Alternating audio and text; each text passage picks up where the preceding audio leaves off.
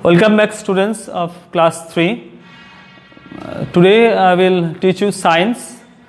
Actually we have completed our PT1 syllabus, so I am starting the term 1.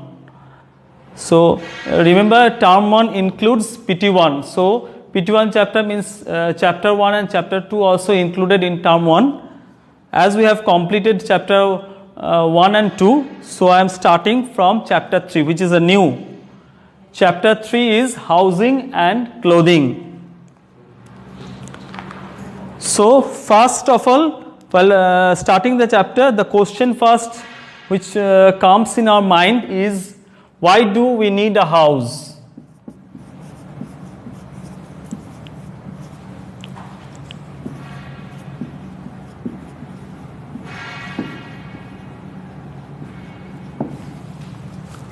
Okay, let us start the answer. See here, we need a house to live in and it protects us from heat, cold, storm and rain. Our house also protects us from animals and thieves. So this is your answer. So why do we need a house? We need a house to live in and it protects us from heat, cold, storm and rain. Our house also protects us from animals and thieves. We see different types of houses around us. We build different types of houses according to our needs. So what are the different types of houses we can see? Let us see different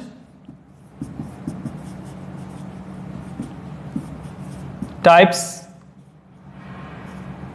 of houses.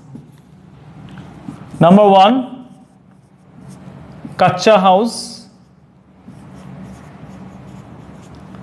Number 2, Pakka house. And number 3, multi-story building.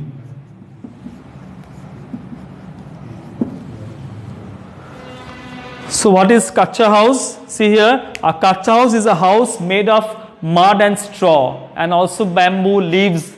This can be used to make the Kacha house. It is mostly found in villages. It is not very strong. Then what is Pakka house? A Pakka house is a house made of bricks, sand, cement, iron, wood, glass. It is mostly found in towns. It is very strong. So it is more strong than a Kacha house. Next is multi-story building. Multi-story building means the flats I am talking about. It is also a Pakka house. It has many floors. Many families can live at different floors. So you can see this, students, you can see this on page number 17. We have started from page number 17, the first page of this chapter. So you can see the picture there, a Kacha house, Pakka house and multi-story building. Now we will talk about special houses.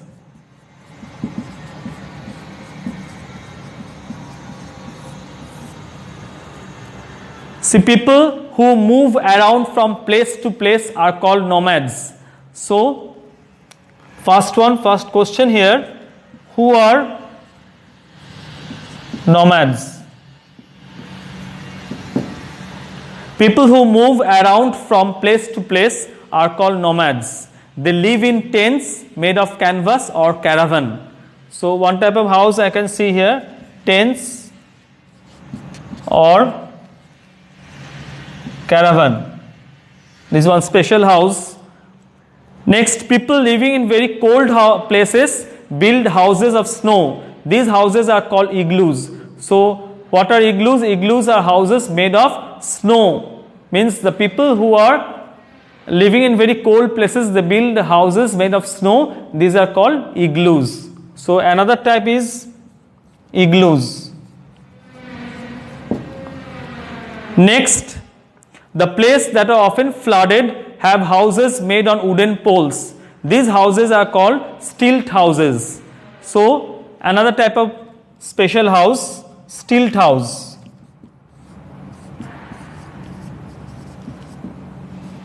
So what are stilt house? Stilt houses are houses that are made on wooden poles. Means the places where we can see the stilt houses, the places are often flooded. So the houses are made at a certain height from the ground. Okay, so these are called the stilt houses made on wooden poles. You can see the picture there, tent, igloo, stilt house on page number 17. Now let us come to page number 18 here.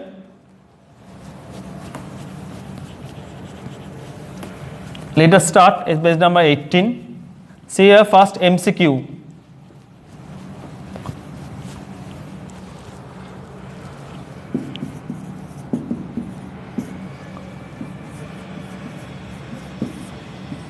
First one, tick the correct answer. What is a house made of mud and straw called?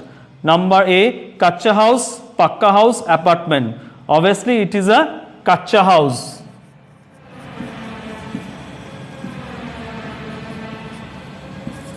Number 2, people living in very cold places build houses of mud, bricks, snow. So people living in very cold places build houses of snow.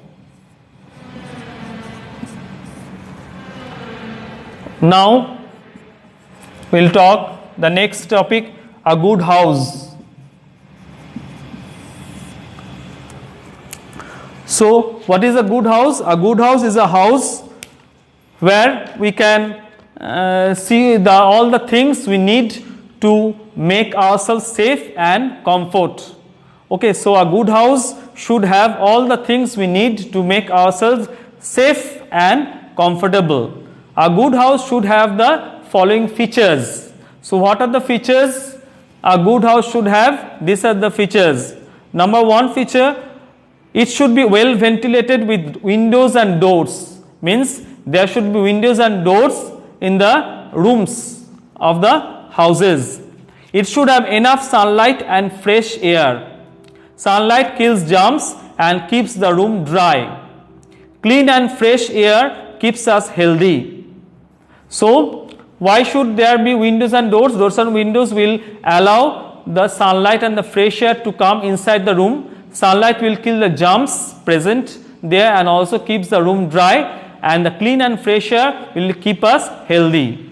Point number 2, the windows and doors should have proper wire netting.